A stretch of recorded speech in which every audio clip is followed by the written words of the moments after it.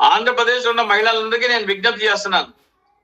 ఉగాది పండుగ రోజు వరకు వేచి చూసి ఉగాది పండుగ రోజు నుంచి మహిళలందరూ మూకుమ్మడిగా బస్సులు ఎక్కేసేయండి. పల్లె వెలుగు ఎక్స్ప్రెస్ బస్సులు ఎక్కేసేసి మాకు చంద్రబాబు నాయుడు చెప్పారు మేము డబ్బులు ఇవ్వం, ఎక్కడికైనా సరే, ఎక్కడి నుంచి ఎక్కడికైనా సరే మాకు అంటే మీరు సూపర్ లగ్జరీను ఇంద్రా ఇవన్నీ వదిలేసి ఏసీ బస్సులు సూపర్ లగ్జరీ వదిలేసి మిగతా బస్సులన్నీ మీరు ప్రయాణించవచ్చు. బస్సులన్నీ మహిళలందరూ ఎక్కేయాలి.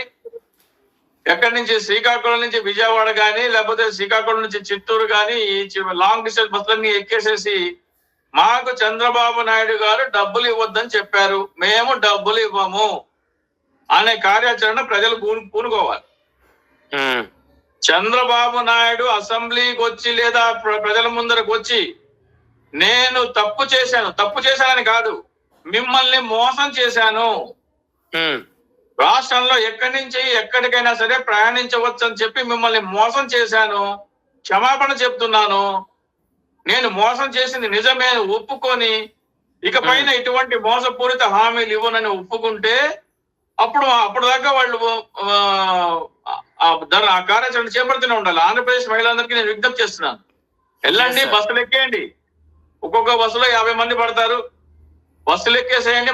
మేము టికెట్ ఇవ్వము, చంద్రబాబు నాయుడు ఎక్కడి నుంచి ఎక్కడికైనా సరే ఫ్రీ అన్నారు, చంద్రబాబు నాయుడు గారు నేను మిమ్మల్ని మోసం చేశాననే ప్రకటన ఇచ్చే వరకు మేము బస్సులు ఫ్రీగానే ప్రయాణిస్తామని మహిళలందరూ పూనుకుంటే చంద్రబాబు నాయుడు అప్పుడు గత్యంతరమైన పరిస్థితిలో నేను మోసం చేశాను అని చెప్తాడు, లేదా అమలైనా చేస్తాడు.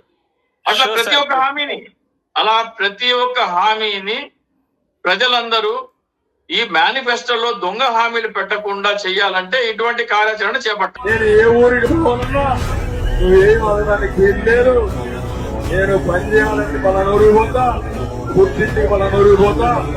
నాకు ఇచ్చిన హక్కు చంద్రన్నానికి గట్టిగా చెప్పండి, అడిగితే నేనున్నానని చెప్పండి.